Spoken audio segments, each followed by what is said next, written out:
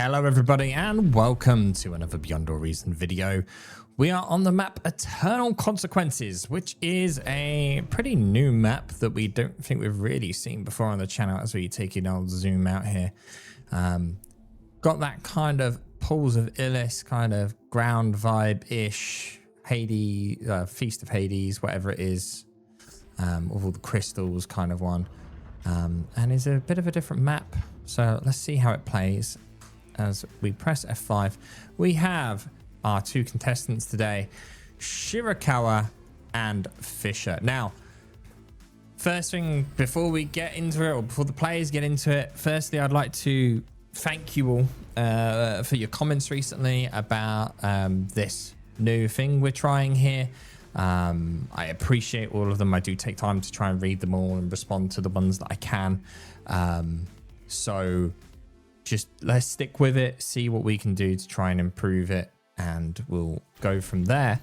And speaking of which, one of the biggest suggestions was that we move the player, like picture-in-picture ones here, to the right-hand side underneath the spectator HUD, make the spectator HUD a bit smaller and kind of make this smaller in the bottom corner. Now, I couldn't actually see a way to remove this or to remove the top bar like some people were suggesting, but I have made this one in the bottom corner smaller and these smaller, made the mini map slightly smaller. We're talking by like 2 points, so hopefully that won't negatively impact your viewing experience. If it does, let me know and I'll try and make it bigger again.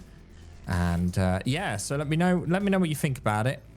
I'm probably going to put a poll up when maybe the day after this video's come out, asking for your guys' opinion on stuff. So and then we'll go from there. Kind of, this is only practical obviously in a 1v1 game. If it's a larger game, then these picture-in-picture things just won't be there because it's not practical.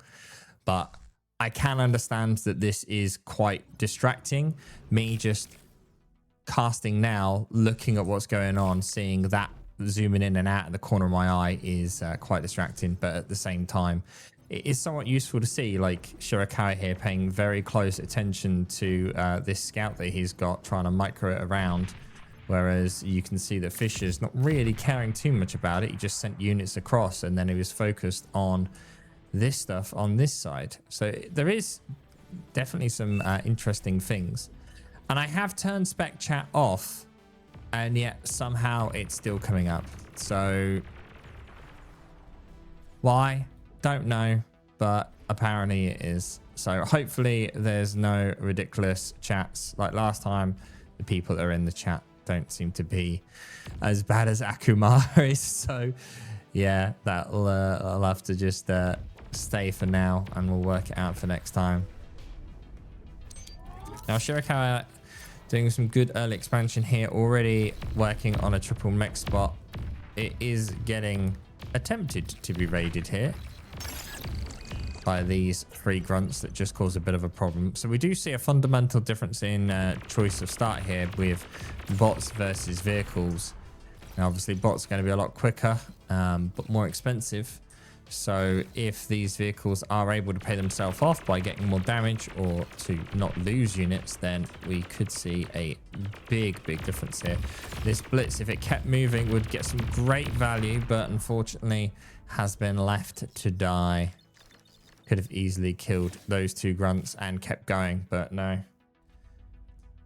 Nevertheless, what is this wind? Yes, struggling drastically with wind. Now, the thing is, Fisher's not really worried about it too much because he's already got a resbot out eating all of this crystal, which is 10k worth of metal just sat right next to you, Shirakawa. He's got to use it. Saying that, the resbot did get killed, and Fisher has not actually got a new one.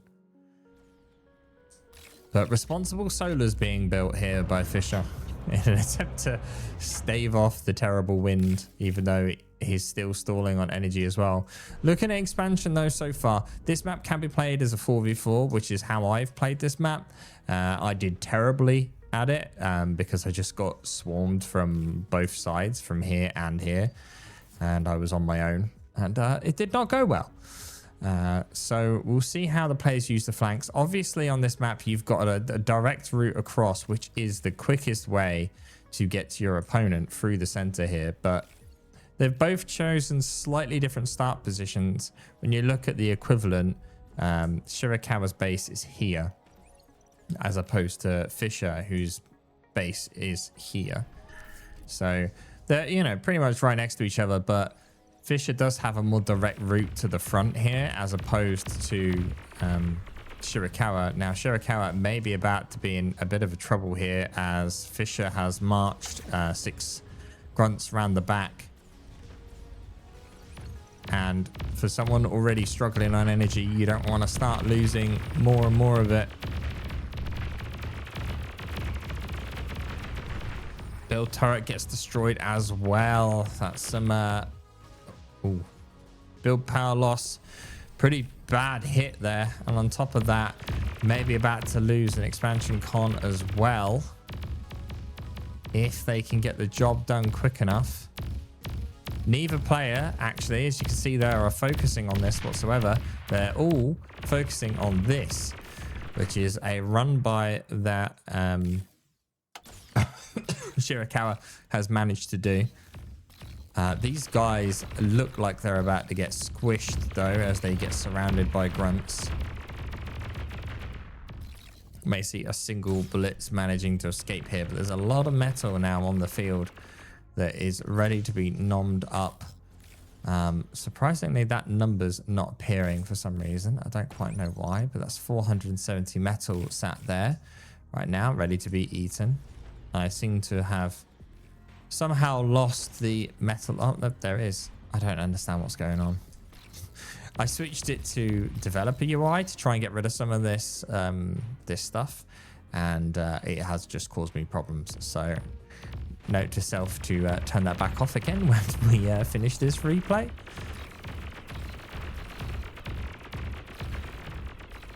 No damage inflicted there, so well defended by Shirakawa. Shirakawa's army value looking pretty good here. Plenty of units, almost 100% difference. Now, bear in mind, vehicles are more expensive, so he's going to have like half the actual quantity of units, but the metal poured into those units is twice the amount. But that should mean that the economy that Fisher has should be ahead. But we'll see what happens. He is ahead on metal produced total, Fisher is. But whether that actually comes down to anything is a completely different story, right?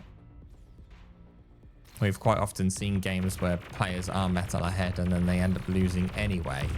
So just because you have a lot of metal doesn't mean you can spend it well.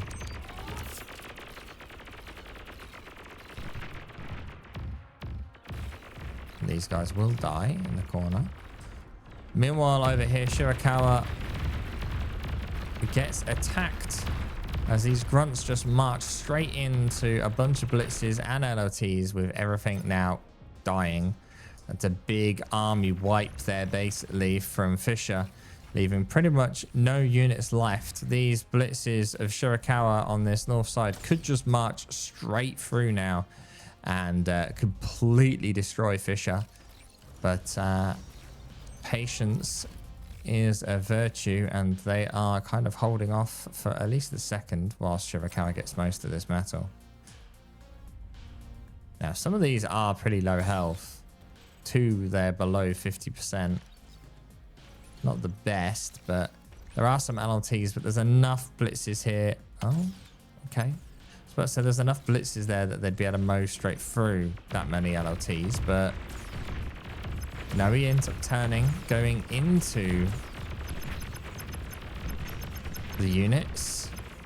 Manages to get the I would say the expanding con. It's not really expanding if it's just building LLTs, but manages to get the con, the 2 metal extractors, and some units that were defending.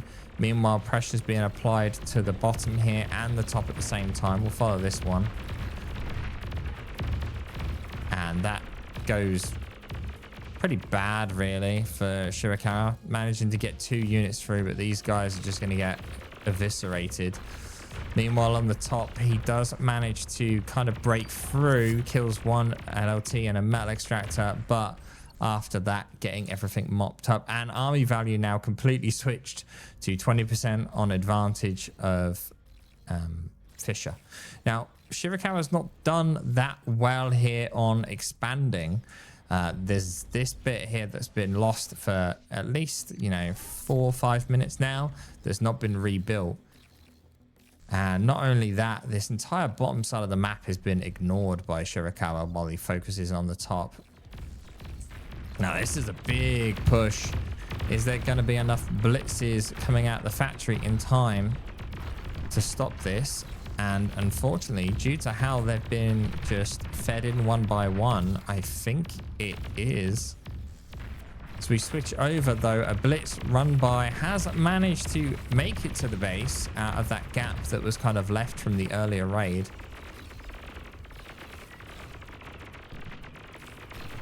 Does get one of the build turrets and the second one as it gets eaten. A bunch of solars also destroyed, but this guy will not get much more. That windmill was on 0%. 1 health.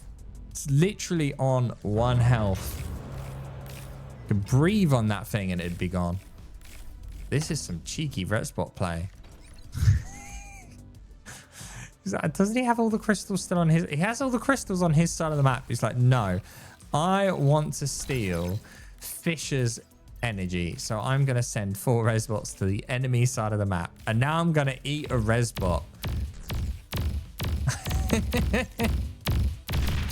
Does he get both resbots in time? He did manage to get it killed. That is quite funny. But Fisher now applying some good pressure. He's attacking up here, and probably the more important one is this one down here, managing to get a con, 2 metal extractors. There are Centurions now coming out, which will make the grunt armies a little bit more redundant, as there's kind of 2 fights going on at the moment. This is the kind of one that's more important. Centurions, though, now arriving here. If this was being controlled, it should be good, but you can see here that Shirakawa's not paying attention. And as the second army manages to make it around the back, they get an LLT, but that army gets completely mopped up, and the Centurions deal with the army in the front. Resbots are here, though, to resurrect all of that. There is a third army, at least a small contingent of grunts are along the bottom. As we select player view here, he can't really see what's going on. There's no radar coverage of this side, which is the problem for Shirakawa at the moment. Does definitely need to kind of clean that up a little bit. So now, what is the play from Fisher? Fisher has decided he is tripling down on bots here, with a bunch of thugs being produced. It seems like some of these thugs are getting stuck, though. Which is odd, because these guys cannot, again, like walk through the factory. They can quite easily walk through here, but no, they just want to sit there. Which is a shame, because that's 6 thugs that Fisher could do with right now. Problem is, now he has to try and keep up with this. I'm surprised we don't see a vehicle transition from Fisher. Attempted D-gun goes off, does not manage to get any value. Air switch looks like it's planned. And this rear factory here is not really helping. I'm surprised that he's eating the build turret though, and not just the solar.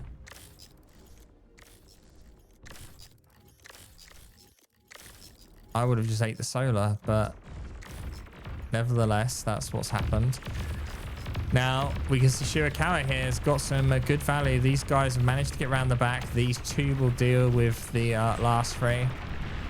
All of this solar may get destroyed. He's trying to just take as much kind of aggro away from the front as possible, but this army of thugs is marching into this top corner here,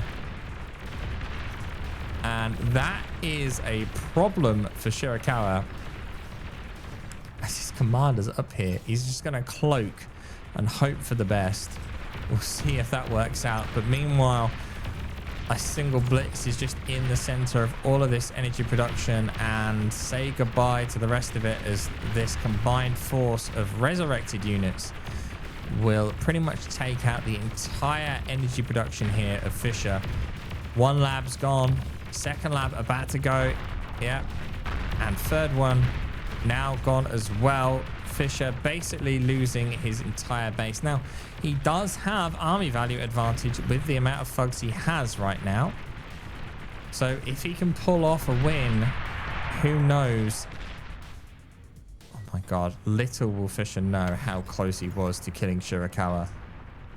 He's literally on the peninsula with the commander, but instead he turns around. Fisher, desperate to try and stay alive, keeps all of these units right next to his base.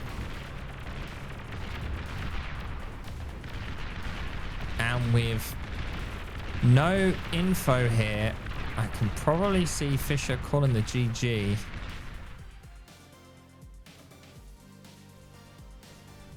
With this advantage, it wouldn't have surprised me if Shirakawa went Tech 2 right now, but at the same time, he kind of doesn't really have the army, does he? He's got nothing to stop this at the moment.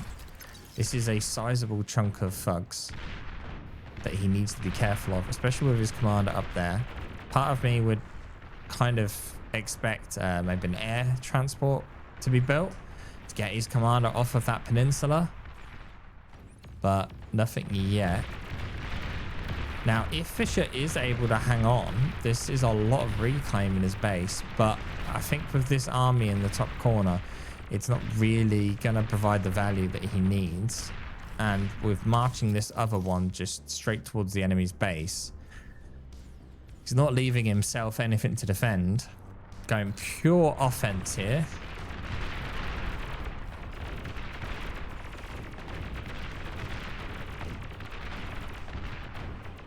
Surprisingly, the blitzers are not doing too badly. They could be doing better, but they're not doing too badly here because of the flanking damage they're able to inflict. And this force kind of just getting whittled down of thugs. Now, as we quickly switch over to the base here, Fisher is starting to rebuild. He didn't lose all his build power. Surprisingly, though, he has built his factory at the way of 2 of the built turrets. And the thug force that was at the top gets destroyed before it's able to do anything. Little did they know that he was here all along. Fisher calls the GG. And there we go. So thank you all for watching. Battle ended. Interesting game. Close one. Literally just one mistake there by Shirakawa could have cost him the match, but no, managing to stave it off there by just cloaking in the corner. Let me know what you thought of the player ones here. If there's any other additional changes you would like, I try to take your, thoughts in mind when I was positioning this and from your previous comments. But yeah, let me know. Thank you all for watching, and I'll see you all next time.